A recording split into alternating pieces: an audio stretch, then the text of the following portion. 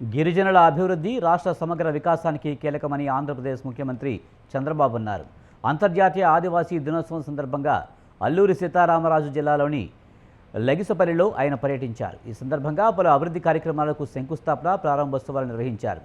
గిరిజన ప్రాంతాల అభివృద్ధికి భారీ ప్యాకేజీ ప్రకటించారు. ఏజెన్సీ సమగ్రాభివృద్ధికి, గిరిజనుల సంక్షేమానికి తమ ప్రభుత్వం కట్టుబడి ఉందని స్పష్టం చేశారు.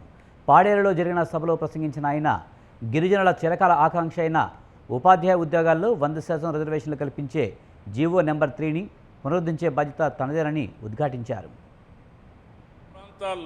మొట్టమొదటిసారిగా ఐటీడీఏలో ఐఏఎస్ ఆఫీసర్ లేసి ప్రత్యేకంగా శ్రద్ధ పెట్టిన పార్టీ తెలుగుదేశం పార్టీ.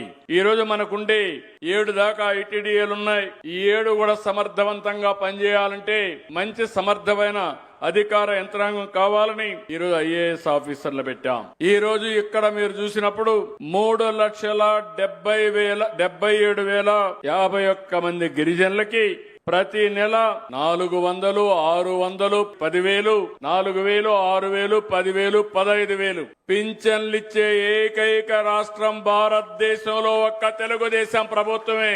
ఏజెన్సీ పరిధిలో స్కూళ్లు గాని కాలేజీలు 1,76,799 మంది గిరిజన విద్యార్థుల కోసం 1,337 కోట్లు ఖర్చు పెడుతున్నాం. గిరిజన యువత స్కిల్ డెవలప్మెంట్ కోసం పర్యాటకం, ఫుడ్ ప్రాసెసింగ్ కి ఎక్కువ ప్రాధాన్యత ఇస్తున్నాం. 373 స్కూల్ బిల్డింగ్లు లేవంటే నూతనమైన బిల్డింగులకి 45 కోట్ల రూపాయలు ఒకటేసారి రిలీజ్ చేసి పూర్తి చేస్తున్నాం. 1,487 మంది ఆడవాళ్ళకి సికిల్ సెల్ రోగులకి నెలకు 10,000 రూపాయల చొప్పున పింఛను కూడా ఇస్తున్నాం. గర్భిణీ స్త్రీలకి పోషకాహారాలు ప్యాకేజీలు గాని రవాణా సౌకర్యం ఏర్పాటు చేస్తున్నాం. గిరిజన ప్రాంతాల్లో 5 మల్టీ స్పెషాలిటీ హాస్పిటల్ కూడా ఏర్పాటు చేస్తున్నాం. నేను ఒకటే హామీ ఇస్తున్నా, ఇప్పుడు కూడా కొంతమంది గిరిజన ప్రాంతానికి రావాలంటే డాక్టర్లు రావడం లేదు. ఇక్కడ కూడా ఇంకా డాక్టర్లు తయారు కాలేదు. దీనికి ప్రత్యేకమైన శ్రద్ధ పెడతాం. అవసరమైతే ప్రత్యేకమైన ఇన్సెంటివ్స్ ఇస్తాం. శాంక్షన్ అయిన అన్ని డాక్టర్ పోస్టుల్ని ఏదో ఒక విధంగా భర్తీ చేసే బాధ్యత ఈ ప్రభుత్వం తీసుకుంటామని మీ అందరికీ హామీ ఇస్తున్నా.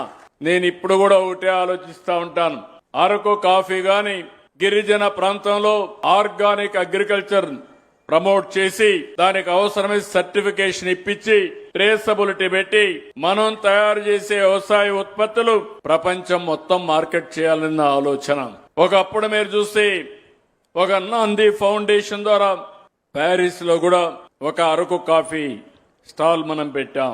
100% గిరిజన పిల్లలకే ఇక్కడ ఉద్యోగాలు ఇవ్వాలని రాజ్యాంగంలో ఉండే 5th షెడ్యూల్ 5.1 ఆధారంగా ఇస్తూ అందులో 33% ఆడబిడ్డలకు కూడా రిజర్వేషన్లు కల్పించాను. ఈ జీవో నేను ఇచ్చింది 10/1/2000 సంవత్సరంలో సమైక్య ఆంధ్రప్రదేశ్ లో ఇచ్చిన జీవో ఇది. ఆ తర్వాత కొంతమంది కోర్టుకు వెళ్లారు. ఇటీవల కాలంలో దీన్ని సరిగా ఆర్గ్యూ చేయలేక 2020 ఈ జీవోను సుప్రీంకోర్టు కొట్టేసే పరిస్థితి వచ్చింది. 22 ఏప్రిల్ 2020 5 మంది జడ్జిలు సుప్రీంకోర్టులో ఈ జీవోను కొట్టేశారు. ఆ రోజున్న ప్రభుత్వం నిద్రపోయింది. కనీసం కౌంటర్ వేయలేదు, సమర్థవంతంగా ఆర్గ్యూ చేయలేదు, ప్రత్యామ్నాయాలు ఎతకలేదు. తప్పకుండా ఏ విధంగా సరే మళ్లీ న్యాయం చేయాల్సిన బాధ్యత, దీన్ని సరిచేయవలసిన బాధ్యత నా పైనుంది. ఆ బాధ్యత తీసుకుంటానని మరొక్కసారి మీ అందరికీ హామీ ఇస్తున్నా.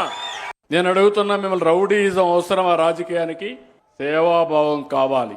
అబద్దాలు చెప్పడం అవసరమా? రాజకీయాల్లో చేతగాకపోతే చేతగాదని చెప్పాలి. ఇప్పుడు కూడా ప్రయత్నం చేస్తున్నారు రౌడీజం చేయాలని.